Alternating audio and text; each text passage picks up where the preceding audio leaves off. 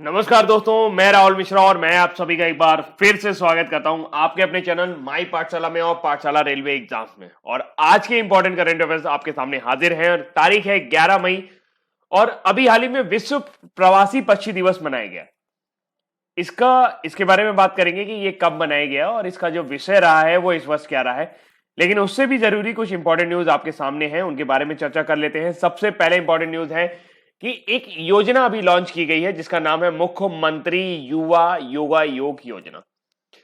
ये योजना एक स्कॉलरशिप योजना है, यानी कि जो भी छात्र हैं और आपने अभी देखा कि लॉकडाउन के दौरान बहुत सारे छात्रों की जो पढ़ाई है, जो ऑफलाइन वो पढ़ते थे, जिन स्कूल या कॉलेजेस वगैरह में जाते थे, वहां पर वो लॉकडाउन की वजह से नहीं जा पाए। ऐसे में ऑनलाइन एजुकेशन जो है वो तेजी से उभर रहा है। और ऐसे उभरते टाइम वो तब तक ऑनलाइन एजुकेशन नहीं ले सकते जब तक उनके पास या तो स्मार्टफोन ना हो या तो वो टैबलेट ना रखते हो। तो इन सब बातों को ध्यान में रखते हुए मुख्यमंत्री युवा योगा योग योजना जो है ये त्रिपुरा राज्य सरकार की एक कल्याणकारी योजना है। इसमें उन्होंने किया क्या है कि जो त्रिपुरा के मुख्यमंत्री हैं विप्लव कुमार देव ने योजना के एक भाग के रूप में एक ऑनलाइन पोर्टल का शुभारंभ किया। इसका नाम है scholarship.gov.in। इस योजना के तहत जो छात्र कॉलेजों और विश्वविद्यालयों के अंतिम वर्ष में हैं, वो इस पोर्टल के माध्यम से आवेदन कर सकते हैं और राज्य सरकार से स्मार्टफोन के लिए 5,000 रुपए तक की वित्तीय सहायता प्रदान कर सकते हैं, ले सकते हैं, जिसके जरिए वो अपने स्मार्टफोन खरीद सकेंगे और जो भी उनका लास्ट ईयर है वो बर्बाद होने से बच जाएगा और वो अपनी परीक्षाओं की तैयारी कर सकेंगे। इस योजना के तहत कहा जा रहा है कि लगभग 14,000 से अधिक जो छात्र हैं वो लाभान्वित होने वाले हैं। तो मुख्यमंत्री युवा योगा योग योजना ये विप्लव कुमार देव जो कि त्रिपुरा के मुख्यमंत्री हैं उनके द्वारा चलाई गई योजना है। अभी हाल ही में जन्माए खलीलजाद का नाम आपने सुना होगा, न्यूज़पेपर वगैरह में आप पढ़ रहे होंगे या सुन भी रहे होंगे। तो कोविड-19 के दौरान वो भारत जो प्रतिबंध है उसके दौरान उन्होंने भारत का दौरा किया है।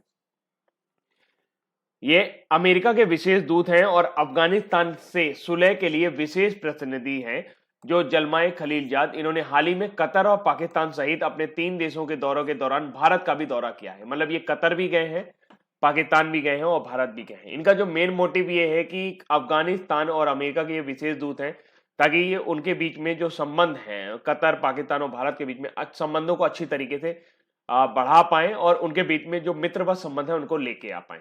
तो उन्होंने विदेश मंत्री एस जयशंकर और राष्ट्रीय सुरक्षा सलाहकार अजीत डोभाल से यहां पर आकर मुलाकात की है। अफगानिस्तान में अमेरिका के शांति और सुलह प्रयासों का विवरण प्रदान करते हुए उन्होंने बताया कि किस तरीके से वो अफगानिस्तान में अपनी शांति बहाल करना चाह रहे हैं। तो हाल फिलहाल उन्होंने ये भी बताया कि अमेरिका अफगानिस्तान में भारत के योगदान का सम्मान करता है और अफगानिस्तान जो है और अफगानिस्तान और भारत के रिश्तों की बात करें तो अफगानिस्तान और भारत के बीच में जो रिश्ते हैं वो बहुत ही मित्रवतपूर्ण हैं। तो जलमाए खलीलजाद ये अमेरिका के विशेष दूत हैं जो हाल ही में 3 देशों के दौरे पर भारत आए थे। उत्तर प्रदेश के मुख्यमंत्री ने जो भी आपके योगी आदित्यनाथ हैं उन्होंने कई सारे प्रवासी भारतीय हैं, जो प्रवासी भारतीय हैं और प्रवासी मतलब ये जो विदेश जो दूसरे राज्यों से उत्तर प्रदेश में लौटे हैं उनको राहत देने के लिए और सरकारी योजनाओं और नौकरियों से प्रवासियों को जोड़ने के लिए एक प्रवासी राहत मित्र नाम का एक ऐप लॉन्च किया। इस ऐप को प्रवासियों के स्वास्थ्य पर नजर रखने के लिए संयुक्त राष्ट्र विकास कार्यक्रम के सहयोग से मिलकर विकसित किया गया है। इसके अलावा यह ऐप उन्हें सरकारी योजनाओं से भी जोड़ेगा और उन्हें उनके कौशल के अनुसार उनके नौकरी जो भी वो काम कर सकते हैं उनके हिसाब से उनको जो भी रोजगार दिया जा सकता है उसके लिए ये डेटा एकत्र करेगा। सरकार इस ऐप की मदद से कोविड-19 स्क्रीनिंग की स्थिति, बैंक खाता संख्या, शैक्षणिक योग्यता और आश्रित घरों में रखे गए प्रवासी मजदूरों की संख्या और अपने घर पहुंच चुके प्रवासियों के साथ अन्य विवरणों के बारे में जान सकेगी और उसे वाकई में पता चल सकेगा कितने लोग ऐसे हैं जो प्रवासी के तौर पर उत्तर प्रदेश आए हैं और कितने लोग ऐसे हैं जो पहले से ही बेरोजगार हैं। तो इन सब डेटा का वो एनालिसिस कर पाएंगे और जो उनको वाकई में मदद की जरूरत है उनको मदद दे पाएंगे। आपको सिर्फ इतना याद रखना है कि उत्तर प्रदेश के सीएम ने अभी हाल ही में लॉन्च किया है प्रवासी राहत मित्र। इसके अलावा यह ऐप उनके कल्याण की योजनाएं तैयार करने में भी मदद करेगा। तो प्रवासी राहत मित्र जो ये ऐप है ये किसके द्वारा डेवलप किया गया है? ये उत्तर प्रदेश सरकार द्वारा डेवलप किया गया है। अगली जानकारी है अभी हाल ही में टाटा पावर एसईडी और एयरफील्ड इंफ्रास्ट्रक्चर के बीच में अभी भारतीय वायुसेना के 37 हवाई अड्डों के बुनियादी ढांचे यानी कि जो बेसिक इंफ्रास्ट्रक्चर है उसको डेवलप करने के लिए टाटा पावर एसईडी के साथ एक समझौते पर हस्ताक्षर किए गए हैं। इस परियोजना की कुल लागत वैसे लगभग 12,000 करोड़ रुपए होने का अनुमान है।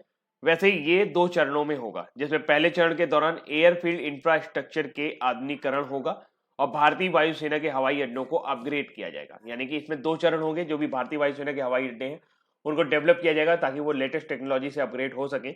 दूसरे चरण में नेविगेशनल एड्स और इंफ्रास्ट्रक्चर को अपग्रेड किया जाएगा। यानी कि जो भी आपका वायुयान हवा में उड़ता है तो उसको नेविगेशन करना पड़ता है, उसको पता करना पड़ता है, उसका संपर्क जो है वो जमीन में स्थित एक किसी ना किसी कंट्रोल सेंटर से होता है। तो इसके बारे में जो भी सॉफ्टवेयर अपग्रेडेशन होगा वो इसके थ्रू होगा।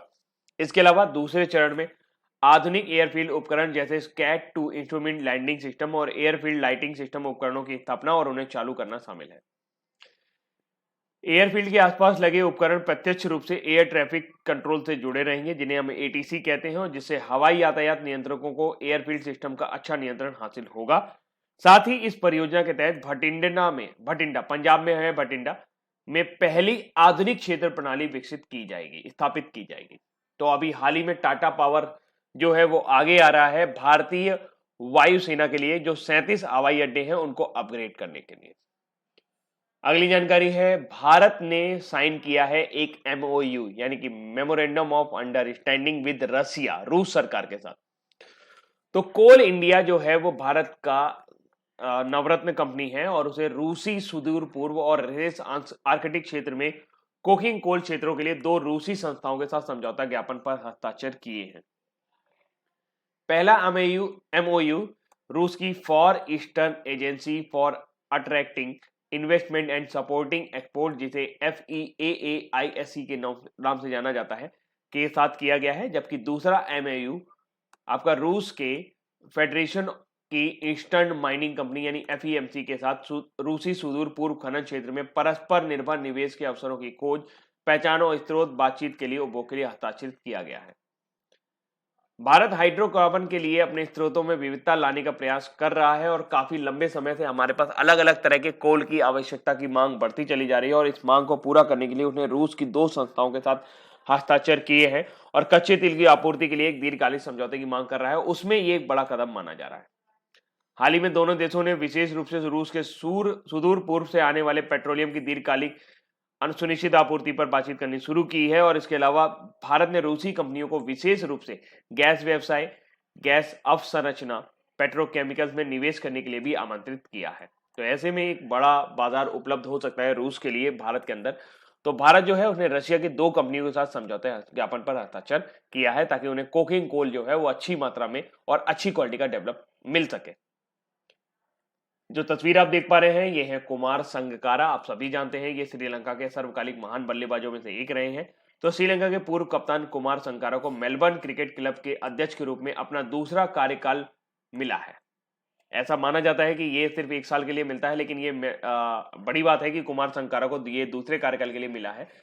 वह पिछले साल 1 अक्टूबर को पदभार संभालने के बाद क्लब के गैर ब्रिटिश अध्यक्ष बने थे। पहले वो गैर ब्रिटिश अध्यक्ष थे जिनको ये सम्मान सौंपा गया था। इसके साथ ही अब संगकारा उन लोगों की सूची में शामिल होने जा रहे हैं जिन्होंने कई कार्यकाल पूरे किए हैं।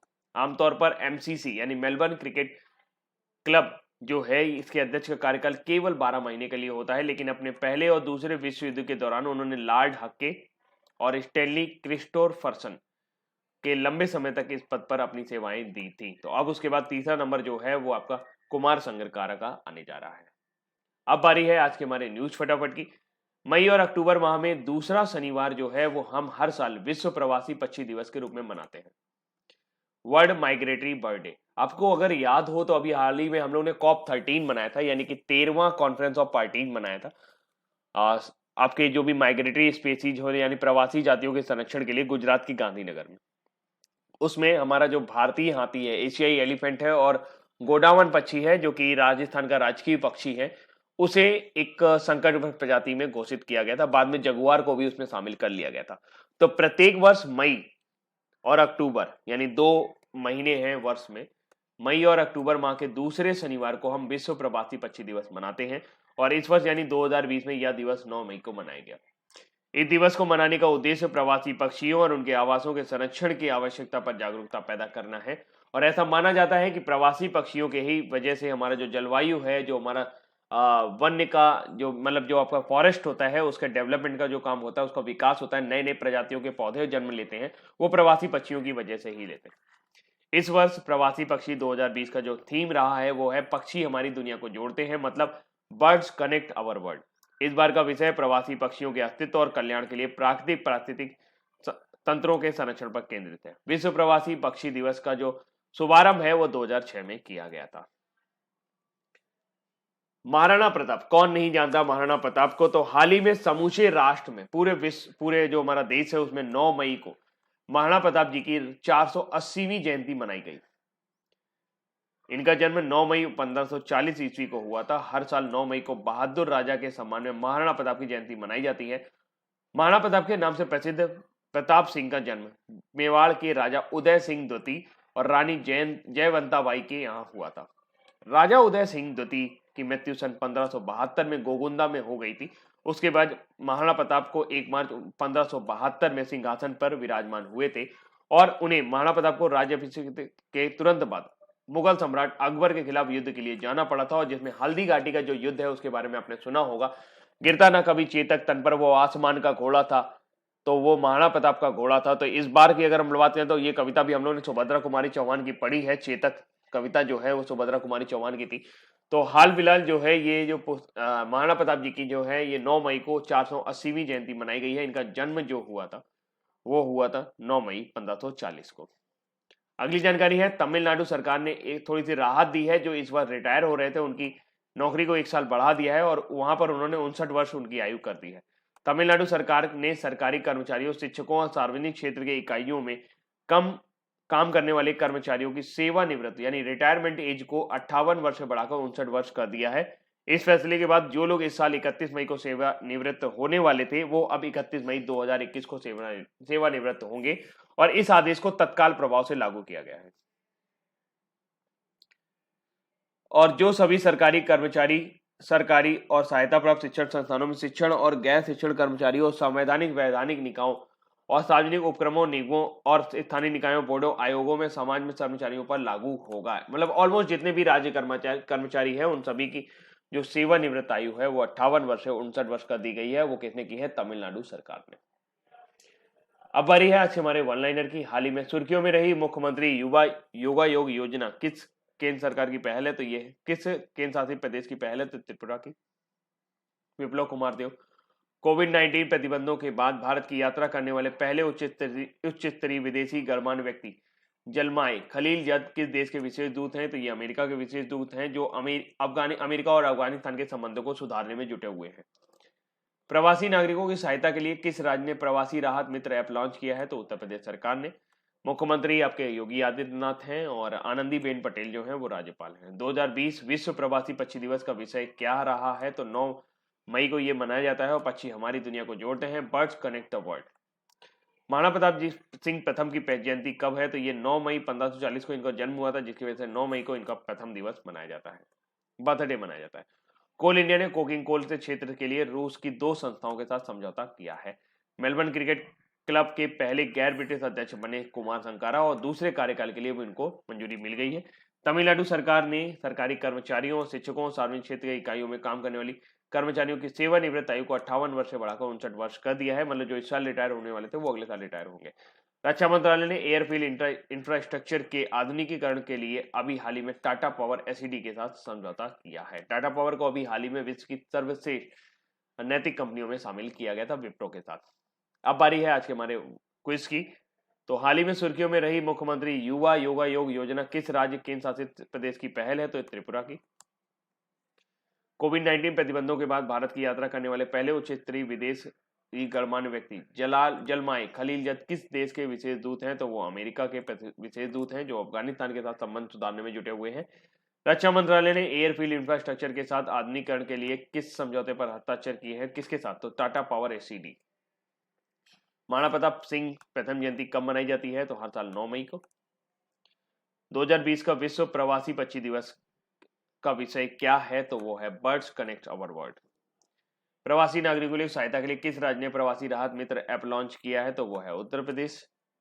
कोल इंडिया ने कोकिंग कोल के क्षेत्रों के लिए 2 संस्थाओं के साथ समझौता किया है, वो कौन सी देश की है? तो वो है रशियन। मेलबर्न क्रिकेट क्लब के पहले गैर ब्रिटिश अध्यक्ष कौन बने थे? तो वो है कुमार संकारा। उनका दूसरे कार्यकाल को बढ़ावा दिया गया है। तमिलनाडु सरकार ने सरकारी कर्मचारियों, शिक्षकों और सार्वजनिक क्षेत्र की इकाइयों में काम करने वाली कर्मचारियों की सेवानिवृत्त आयु को 58 वर्ष से बढ़ाकर कितने वर्ष कर दिया है? तो उन्होंने 59 वर्ष कर दिया है। तो दोस्तों ये थे आज के हमारे इंपॉर्टेंट करंट अफेयर्स और उम्मीद करता हूँ कि ये करंट अफेयर्स आपको पसंद आए होंगे। अभी के लिए इतना ही रखता हूँ। Thank you so much, bye bye. Video को शेयर करना और लाइक करना मत भूलिएगा। Thank you so much, bye bye. थोड़ी सी तबीयत ठीक ना होने की वजह से थोड़ा सा आज आपको ऐसा लग रहा होगा कि सर ने थोड़ा जल्दी में निपटा दिया है, लेकिन वाकई में थोड़ा सा जो तबीयत है वो नासाज है, उसके लिए माफी चाहूंगा। लेकिन अभी के लिए करंट अफेयर्स आपके लिए देना जरूरी था, अदरवाइज मेरी तबीयत ऐसी नहीं है कि मैं करंट अफेयर्स आपके लिए दे पाऊँ। तो फिलहाल उम्मीद करता हूँ कि आप इस चीज को समझ पाएंगे, लेकिन अभी के लिए इतना ही। Thank you so much, bye bye. ध्यान